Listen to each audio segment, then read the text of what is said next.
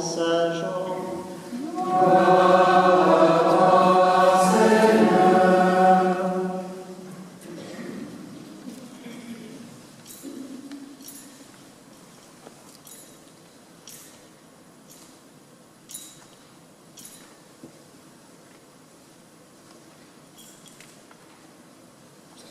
En ce temps-là, il y eut un mariage à Cana de Galilée.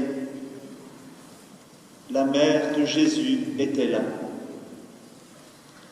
Jésus aussi avait été invité au mariage avec ses disciples. Or, on manqua de vin. La mère de Jésus lui dit, « Ils n'ont pas de vin. » Jésus lui répond, « Femme, que me veux-tu?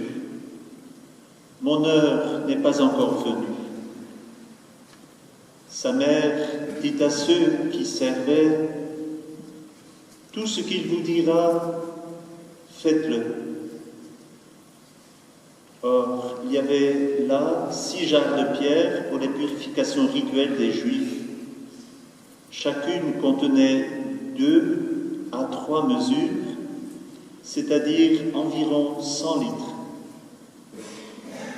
Jésus dit à ceux qui servaient, « Remplissez d'eau les jarres. » Et ils les remplirent jusqu'au bord. Il leur dit, « Maintenant, puisez et portez-en au maître du repas. » Ils lui emportèrent, et celui-ci goûta l'eau changée en vin.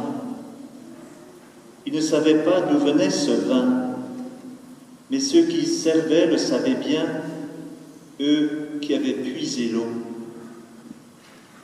Alors le maître du repas appelle le marié et lui dit, « Tout le monde sert le bon vin en premier, et lorsque les gens ont bien bu, on apporte le moins bon. Mais toi, tu as gardé le bon vin jusqu'à maintenant. » Tel fut le commencement des signes que Jésus accomplit. C'était à Cana de Galilée. Il manifesta sa gloire et ses disciples crurent en lui. Acclamons la parole de Dieu.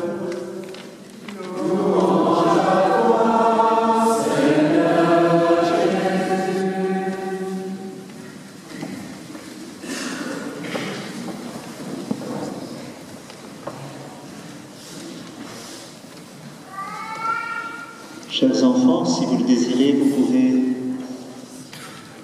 aller avec frère Bernardin qui vous explique cette parole de l'Écriture.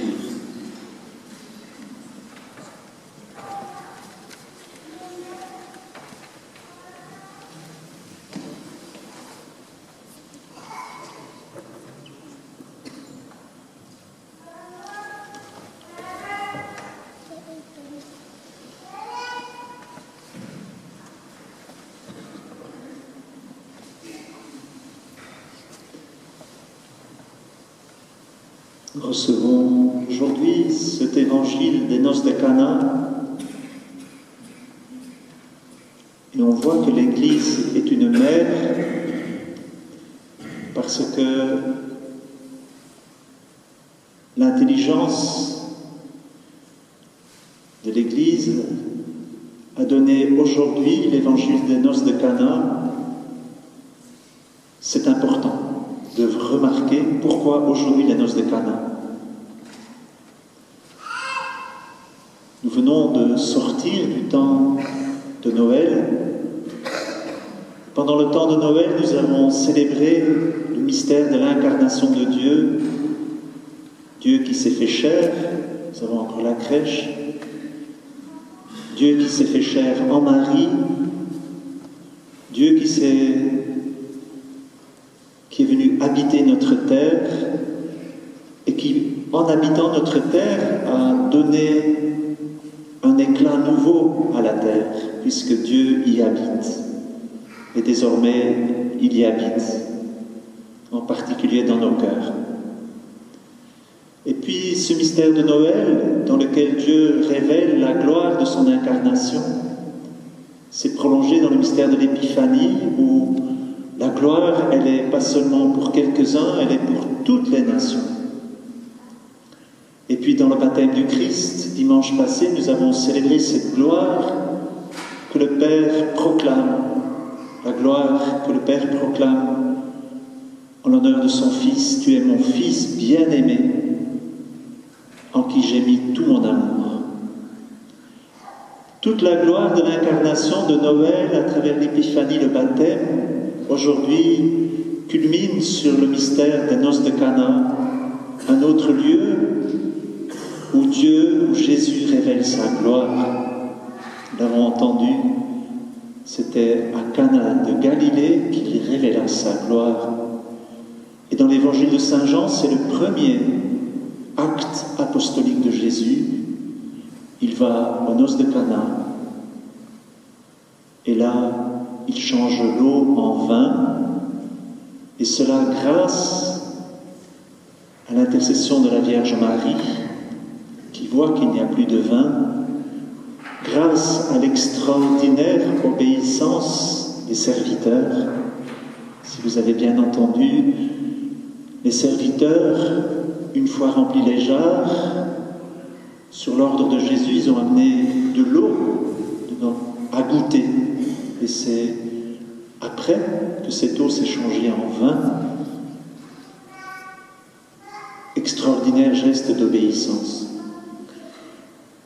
Jésus révèle sa gloire, et il révèle sa gloire à travers un moment de grande misère. Ils n'ont plus de vin. C'est la catastrophe quand, dans un pays comme la Terre Sainte, où on cultive des vignes, on célèbre une grande fête, mais il n'y a plus de vin. Et Marie, attentive, remarque qu'il n'y a plus ce vin, ce qui réjouit le cœur de l'homme. La misère. Cette même misère, qu'on la connaîtra à la croix, quand Jésus vient donner sa vie.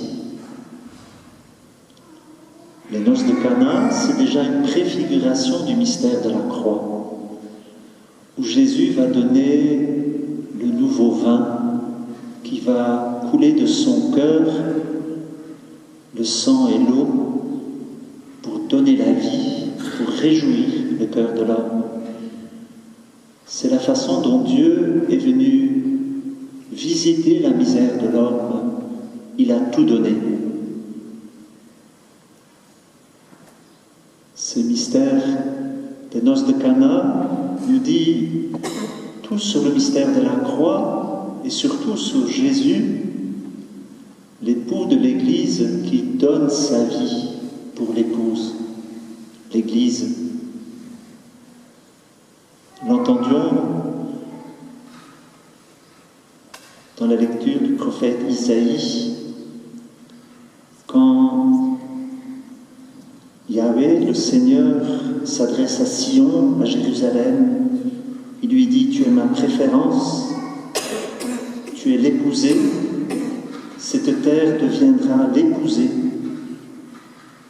Comme un jeune homme épouse une vierge, ton bâtisseur t'épousera. Comme la jeune mariée fait la joie de son époux, tu seras la joie de ton Dieu. » C'est tellement extraordinaire la façon dont Dieu a voulu s'unir à notre humanité. Nous le voyons déjà dimanche passé quand Jésus descend dans le Jourdain. Il descend pour sanctifier les autres, pour que nous aussi, pécheurs, puissions être purifiés et recevoir la vie dans l'Esprit Saint. Alors, réjouissons-nous encore aujourd'hui et sachons qu'en regardant Jésus, en célébrant ces saints mystères de la parole de Dieu et de l'Eucharistie, c'est vraiment Jésus qu'on célèbre, l'époux de l'Église, l'époux du monde, l'époux de cette humanité qui a tellement besoin de vie, qui a tellement besoin de joie, qui a tellement besoin de lumière, de tendresse, de charité fraternelle. Alors présentons aujourd'hui notre misère, et c'est Marie qui nous aide à Notre-Dame du Chêne pour présenter cette misère. Ils n'ont plus de vin. Alors, présentons en particulier toutes nos déchirures dans nos familles, dans nos communautés, dans nos cœurs. Et Marie présente notre misère. Ils n'ont plus de vin. Et c'est là le lieu où Dieu veut révéler sa gloire. C'est tellement impressionnant. Vous savez, quand dans l'Évangile, Jésus dit « Maintenant a été glorifié le Fils de l'homme », c'est dans l'Évangile de Jean, à peine Jésus subit la trahison de Judas, il dit « C'est maintenant l'heure de la gloire ». C'est maintenant. Alors, frères et sœurs, demandons pour nous, et pour tous ceux qui sont autour de nous, pour tous ceux qui peinent, que cette gloire de Dieu puisse se manifester dans nos vies et dans la vie de l'Église, dans la vie de la France, notre chère France, pour que notre terre qui a été visitée par Dieu ait un goût de Dieu, et de plus en plus, et un goût de gloire. Et pour cela, Dieu attend beaucoup de nous, de notre charité fraternelle, de nos initiatives, de notre compassion, de nos initiatives de... Je regarde les jeunes là, les Dorothy, ils vont se présenter tout à l'heure, qui, Cœur de Paris, sont là pour accueillir dans un café, atelier, pour rejoindre la misère de l'homme qui a besoin de se relever, de se reconstruire. Mais nous tous, aussi à travers la liturgie, on veut donner un goût de Dieu à notre terre, la beauté. Bien les Oblats de Saint-Jean qui sont là pour vivre, essayer de vivre cette charité à laquelle Saint-Jean nous invite. Frères et sœurs, quand Dieu s'adresse à Sion et à Jérusalem, il s'adresse à l'Église.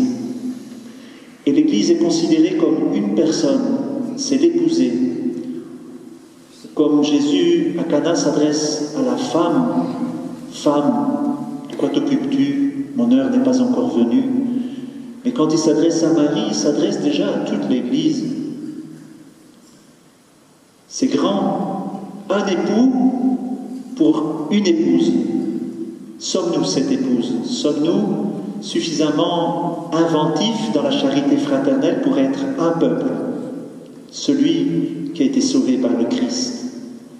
Demandons à l'Esprit Saint que chacun de nous, à travers cette deuxième lecture que nous avons reçue de la première épître aux Corinthiens, Dieu donne des dons à chacun. Et il les donnera d'autant plus que nous sommes dans la misère et que nous le supplions de recevoir des dons. Demandons d'être arrachés d'un regard sur nous-mêmes ou un regard qui dit « pour moi il n'y a pas de salut ». C'est au cœur de nos misères que le Seigneur révèle sa gloire. Alors demandons avec insistance qu'à travers notre liturgie, à travers notre vie quotidienne, à travers nos liens fraternels, Dieu puisse révéler sa gloire. Nous puissions être un peuple, unis autour du seul Christ, le Fils de Dieu, autour de ce seul Père et Esprit Saint, pour que nous soyons dans le monde un signe de l'amour de Dieu.